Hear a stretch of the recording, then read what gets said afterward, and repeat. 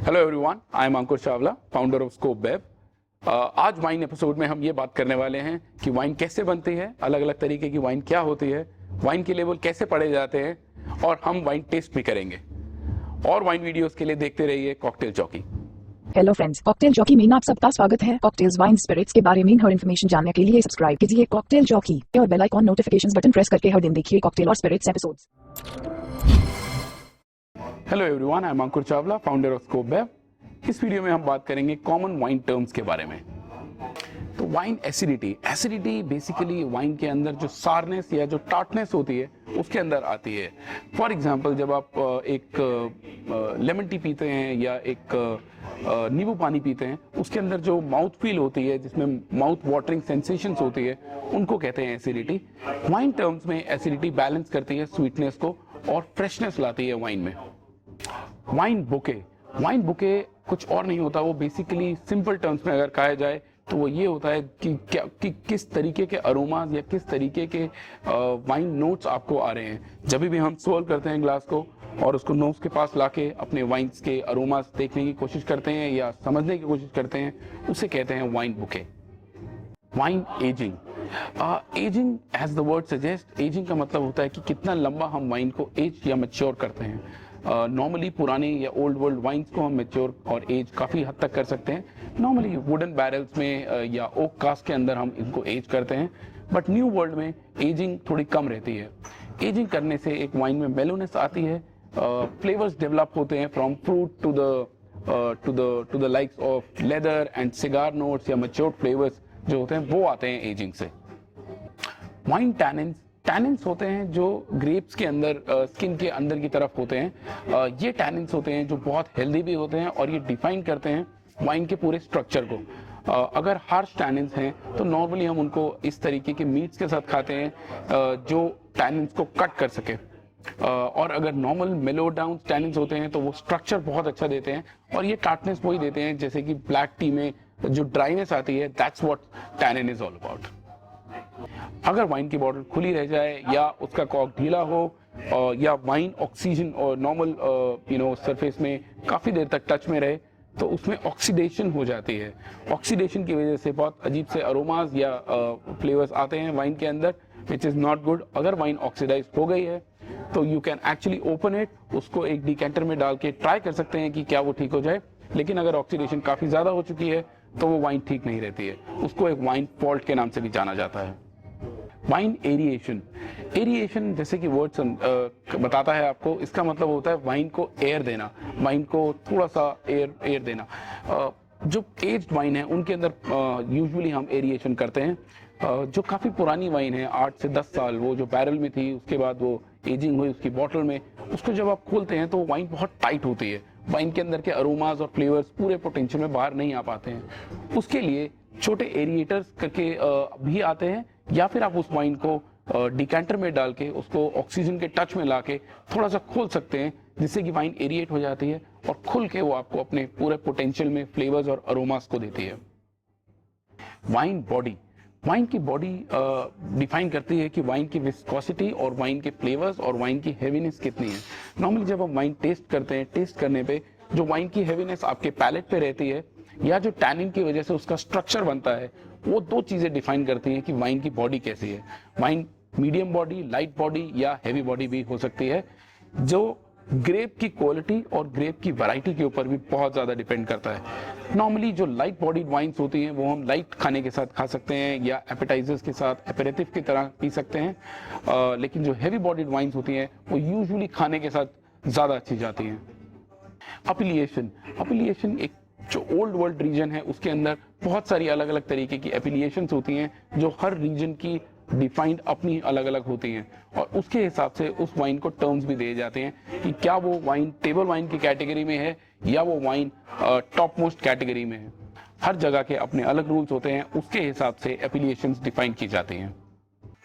अर्दीनेस, जो वाइन की अर्दीनेस होती है वो उसको डिफाइन करने के लिए नॉर्मली जो अरोमाज या जो फ्लेवर्स आते हैं वो मिनरल के होते हैं या वो मशरूम की तरह या वो मिट्टी की तरह के अरोमाज आपको देते हैं, जिसको हम अर्दीनेस बोलते हैं।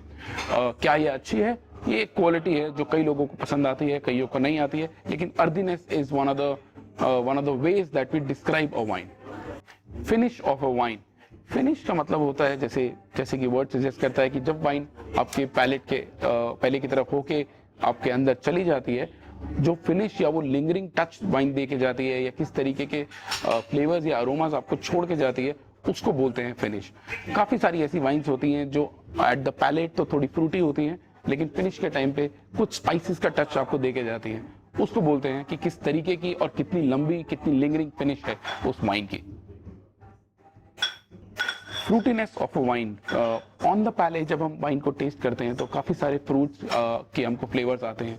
फॉर एग्जांपल वाइट वाइन में हमें बनाना, पेयर या वाइट फ्रूट्स के बहुत सारे फ्लेवर्स आते हैं।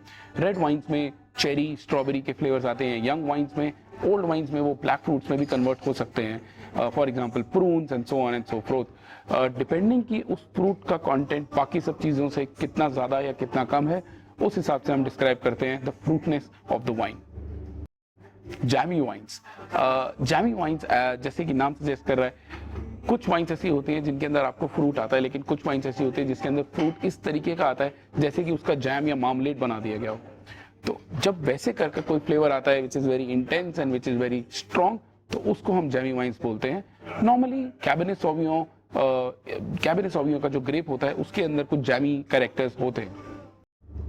ओक्ड, ओक एक ऐसा कैरेक्टर है जो बहुत अच्छा भी हो सकता है, लेकिन वो बड़ा ऑफ भी हो सकता है। जैसा कि मैंने आपको बताया कि मोस्ट ऑफ द वाइन्स को हम एज करते हैं ओक बैरल्स में। Oak is a particular kind of wood जिसके अंदर वो एज होता है। ओक का कितना इन्फ्लुएंस वाइन में रहता है और कैसे वो बैलेंस करते हैं, कई बारी उस ओक को बैलेंस करने के चक्कर में बहुत अच्छे फ्लेवर्स आते हैं और बहुत अच्छे बैलेंस फ्लेवर्स आते हैं, लेकिन कई बारी अगर ओक ओवर पार हो जाता है तो उसकी वजह से थोड़े से ऑफ नोट्स भी आते हैं which becomes very woody. Depending completely how do you prefer your wines, oak can be good और बैड। सेडिमेंट्स, कई बारी वाइन के अंदर छोटे छोटे पार्टिकल्स वाइन्स के होते हैं जिनको हम वाइन सेडिमेंट्स भी बोलते हैं। वाइट वाइन के केस में कई बारी वाइन डायमंड्स, जिसको जो वाइट कलर के पार्टिकल्स होते हैं, उनको भी सेडिमेंट्स बोल दिया जाता है।